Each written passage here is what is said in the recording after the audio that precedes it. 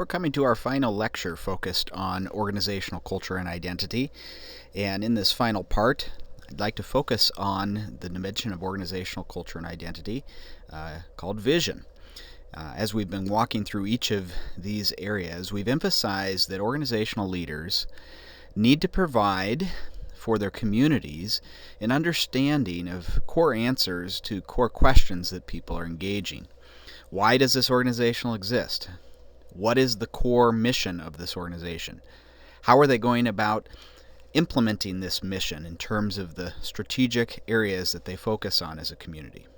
What about the values and beliefs that provide an answer to the who questions of organizational identity and culture? The final area is that of vision. This is looking to that guiding North Star, looking out to the horizon of the organization's life and saying, what if? What if our purpose really happened? What if we lived out our mission and accomplished what we intended to do as an organization for the reasons that we intended to do them? It is the what if question of organizational identity and culture that vision helps to capture. And I'd like to settle in a bit on vision in this final presentation. Bert Nanus argues that vision is a realistic, credible, attractive future for the organization. A very direct and simple little quote by Nanus here, but important, because vision still needs to be tied to that which is realistic. There needs to be credibility connected to the vision, and it needs to be something that is desirable, something that is attractive to all that are involved within the organization, key stakeholders, leaders, followers, and constituents that have an interest in that community. Nanus continues that vision is a beckoning symbol of all that is possible for the organization, a shining destination, a distinctive path that no other organization is likely to have. I like this language about distinctive path. While a purpose and a mission may be similar within a common industry, each organization is likely going to have a particularly unique vision that it's carrying out. For instance, if you're looking at the life of a church, it likely will have something like the examples that we've provided in previous presentations. For instance, with Wooddale Church, that was focused on honoring God by making more disciples for Jesus Christ. You'll find that type of mission statement as common within many organizations, many churches, I should say. But each church will have a distinct vision about what that will look like in their community, in their context, as they look out to this shining destination that is ahead for them. So the question is, what is unique for your community? And how is that being expressed in the language of vision as you are looking to this horizon of your future as an organization? John Cotter notes that vision refers to a picture of the future with some implicit or explicit commentary on why people should strive to create the future. I like this language of picture because it really accentuates the fact that vision is a visual word. It should elicit images in our mind of what is possible as the organization works together towards its preferred future. So what is the picture of the future that the organization has? And also, Cotter notes the importance of giving some commentary on the why question. Why is it that this future is desirable? And in casting the vision for a community, is there also some commentary on why that is a meaningful future to pursue? Wofford notes that a vision statement is an ideal and unique future circumstance or state crystallized as an image or brief declaration. Once again, future-focused with the language of image and imagery brought into the picture of understanding what vision is all about. Wofford continues and suggests that vision is gyroscopic in nature. Wofford notes Transforming Christian leaders are people of vision. Their visions are the gyros that assure a true course for their organizations. Visions are a shared sense of destiny. Well, let's talk a little bit about this. The language of true course. Consider, if you will, a journey with aviation and how maintaining the proper course is going to allow you in that airplane to be able to arrive at your destination in both a timely and an efficient manner. And if on a journey in aviation you're off just a slight degree, well, that may not matter much within the first moments of your journey. Minutes and hours down the line, just being off a part of a degree will make you miles and miles off course in the future of your destination, or in the future of your journey towards your destination. So maintaining of the true course is essential for leaders as they think about their organizational trajectory as well. Visions help to maintain the true course as they attend to the whole of organizational culture and identity, their purpose, their mission, their strategies, their values and beliefs, as they're looking to this guiding North Star on the horizon. How are they maintaining their true course? Now, similarly, as we draw on this metaphor of a journey, and particularly an aviation journey, a lot of aircraft, and at least in earlier days, used gyroscopic type instruments to look at, to maintain perspective on the orientation of the aircraft. In other words, these gyroscopic instruments that were rotating provided a sense of stability regardless of what the orientation of the aircraft was. So if its pitch or attitude was off, it would be able to indicate to the pilot what the orientation of that plane was. It was not dependent on the direction of the plane. It had an independent reference because the instrumentation was gyroscopic in nature. I went through some private pilot training, actually during my graduate school days in seminary. And in that season, when they're training you for instrument flight reference, they do what they call putting you under the hood. And oftentimes it's just a pair of glasses kind of with a shaded out area so you can't see outside the plane's windows, but only are able to look at the instrument panel in front of you. And the logic is trying to force the pilot to learn to trust the instruments, to trust what they're telling you about your direction and your orientation in your flight. Are you able to maintain a sense of your proper orientation, your reference in light of the horizon, and where you are going on that journey? It's a good exercise for pilots, but it's also a reminder that leaders and organizational members need to trust their organizational vision as well. They need to trust the whole of how they have articulated the essence of who they are as a community. Trusting and going back to the sense of what their purpose is, going back to the core of their mission, going back to these defined strategies, their values and beliefs, and staying focused on this guiding North Star of vision that's ahead.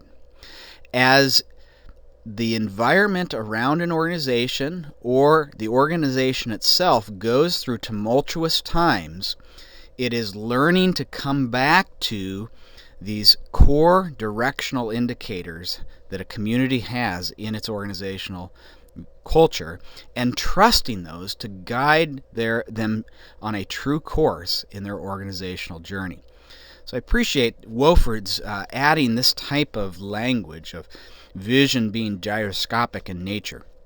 And I think it's a helpful metaphor for leaders as they consider the importance of their vision as a community. John Kotter also talks about the importance of demystifying vision, noting that the direction that guides successful transformations is often simple and mundane. As in, it's going to pour, let's go under the apple tree for some shelter and eat some of the fruit for lunch. Well, this is not an Academy Award-winning type vision. It gets to the point of illustrating what vision does. it provides direction for people, and it provides a sense of rationale as well. In this case, it's a vision of going under the apple tree to have shelter from the rain, and also recognizing that there is a benefit in this direction, both of sheltering from the rain and an opportunity for some food as well. So as you think about vision casting in your own organizational context, how is it not just informational, but also motivational in giving a sense of where we're going and why we're going there as well? Dupree reminds us helpfully that there's a difference between sight and vision. He notes we can teach ourselves to see things the way they are. Only with vision can we begin to see things the way they can be. As we've been walking through this presentation on organizational culture and identity, we've been highlighting for purpose, mission, strategy, values, and beliefs the concept of whether it's recommended to write it down as a community or not. Well, here is really why I've been saying that all the way along.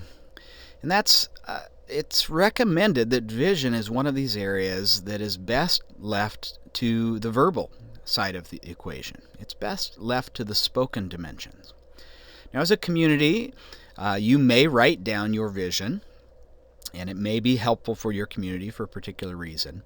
But I'd argue that in many ways it's best not to go down the path of writing it. And here's the rationale behind that. You don't want vision to be canned. You don't want it to have a feel of being sterile and just sort of captured in words but not living and active. Vision is the type of thing that you want to show to people in dynamic ways, creating word pictures that help people understand the essence and nuances of your organization's vision. I liken it to wanting somebody to experience a beautiful musical performance that you've enjoyed. Say you are a lover of Handel's Messiah. Is the best way to communicate the beauty of Handel's Messiah to hand somebody a score with the sheet music for that? Or is it better to bring someone along to the local orchestra hall and have them experience the majesty and beauty of Handel's Messiah in person, hearing it and experiencing it?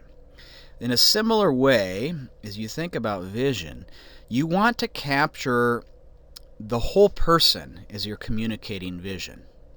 And the challenge here is if it's only written down, it can become a bit mechanical, and we don't want to communicate vision in a mechanical way. I would say that if particularly a set of leaders or organizational members need to be on the same page and you need to write it down for those reasons, that's fine, but have it more as background information for your extemporaneous type communication on vision from it. In other words, this is not about just being word for word wrote in how you communicate the vision.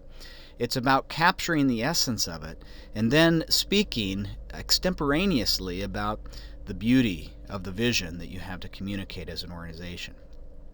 Think of the way Martin Luther King Jr. spoke in the civil rights movement. He really had one or two core messages, but he said it in 1,000 different ways, and he communicated it in a way that captured the imagination and created visual images for people of what a preferred future of racial justice and reconciliation in the U.S. could look like.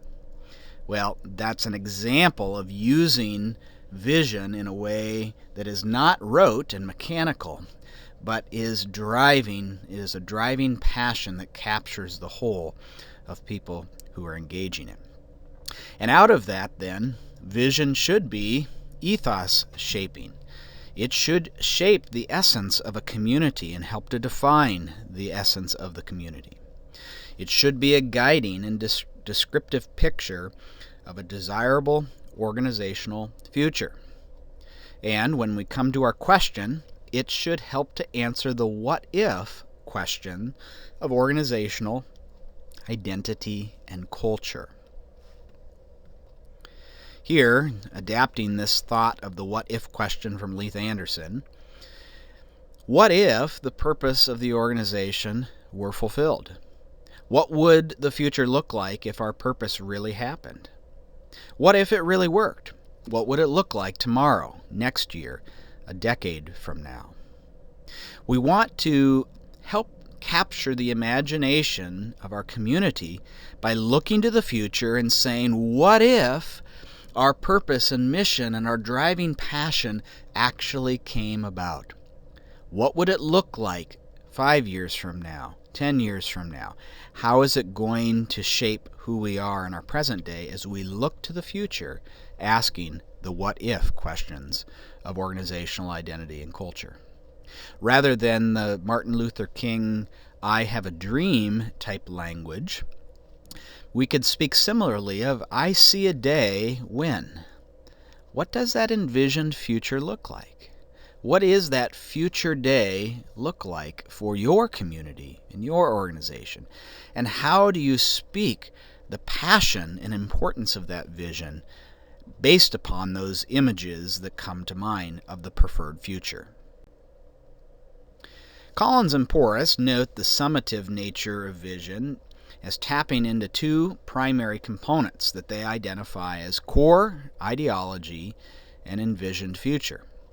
And here you can capture the essence of core ideology and the themes that we've been speaking about in these multiple parts.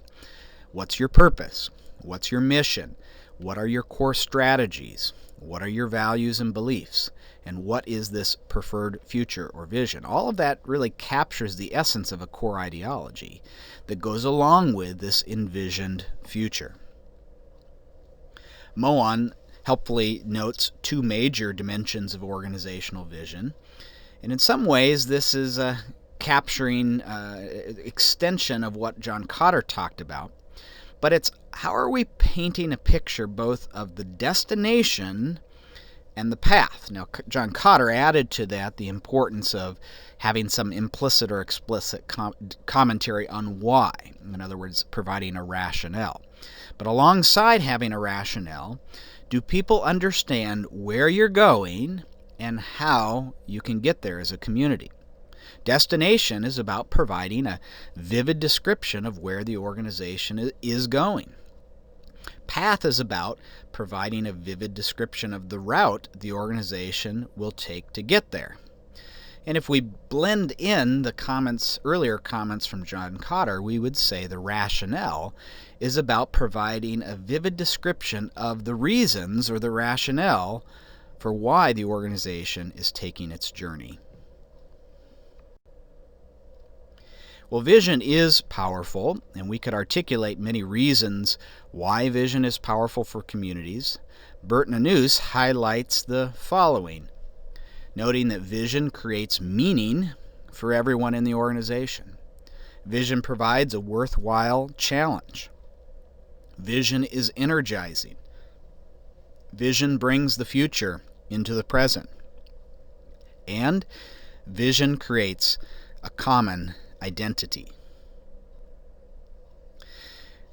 Extending on these thoughts, Nanus contrasts the organization with and without vision in the following way.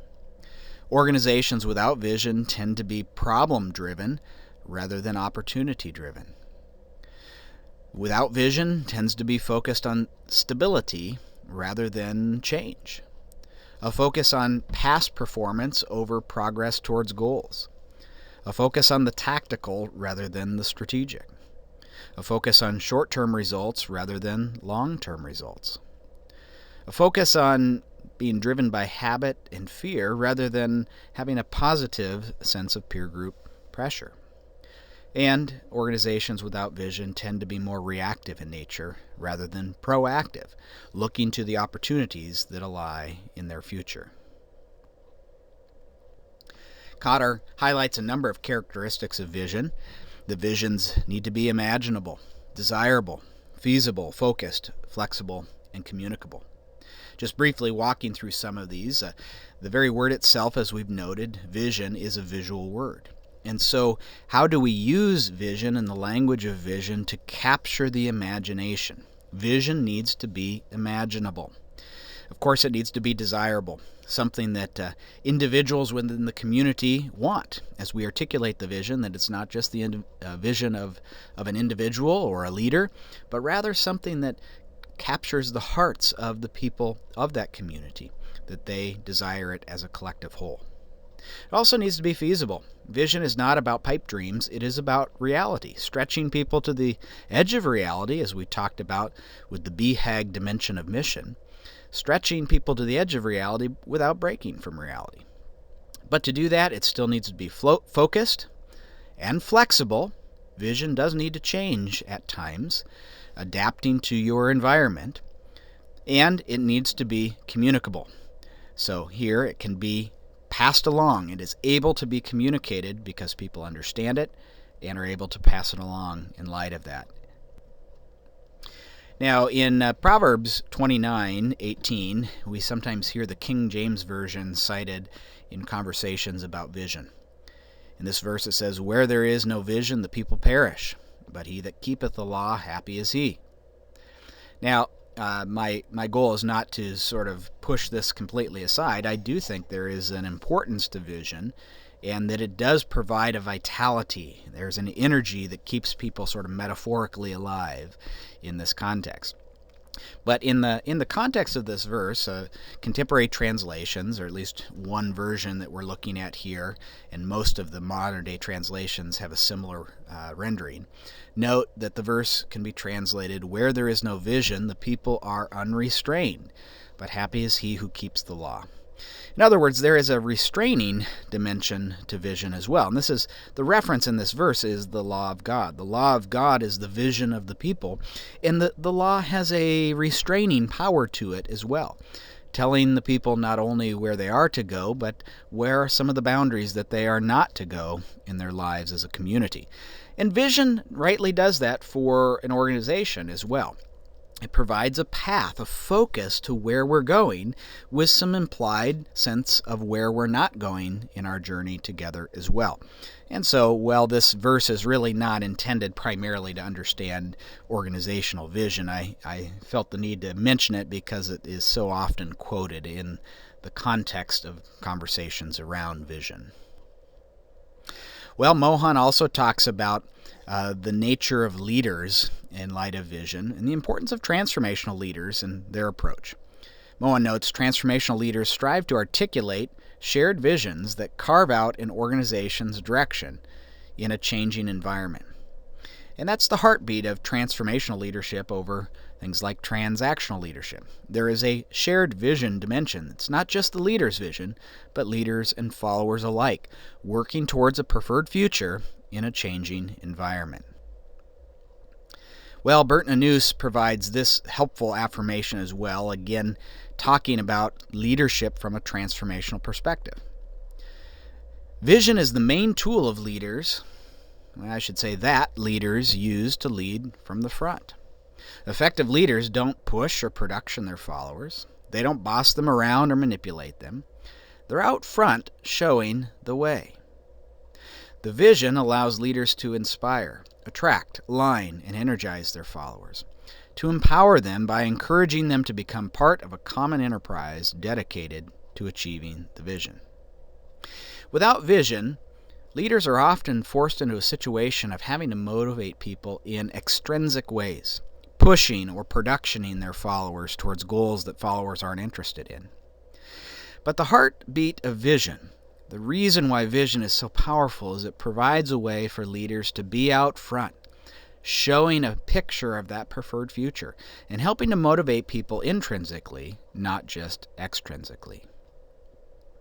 Anderson notes the importance of vision in this quote as well. The good leaders don't just settle for what they know they can do. They envision what God can enable them to do. From a Christian perspective, we must view vision as not just something done in human power and human effort. God is up to things as well. And vision helps to bring the sights of leaders to the level where they're considering not just their ability, but God's ability to do great and wonderful things in their midst. Well, this brings us largely to the end of our presentation on vision. And I want to come back to and emphasizing a quote from Max De Pree, who says that the first responsibility of a leader is to define reality. Well, part of defining reality is helping a community understand what its purpose is, what its mission is, what its strategy is, what its values and beliefs are, and what its vision is. I don't think every organization needs to have separate statements on each of these areas. There doesn't need to be a separate purpose statement and a separate mission statement and a separate statement of strategies and a separate statement of values and beliefs and a separate statement of vision.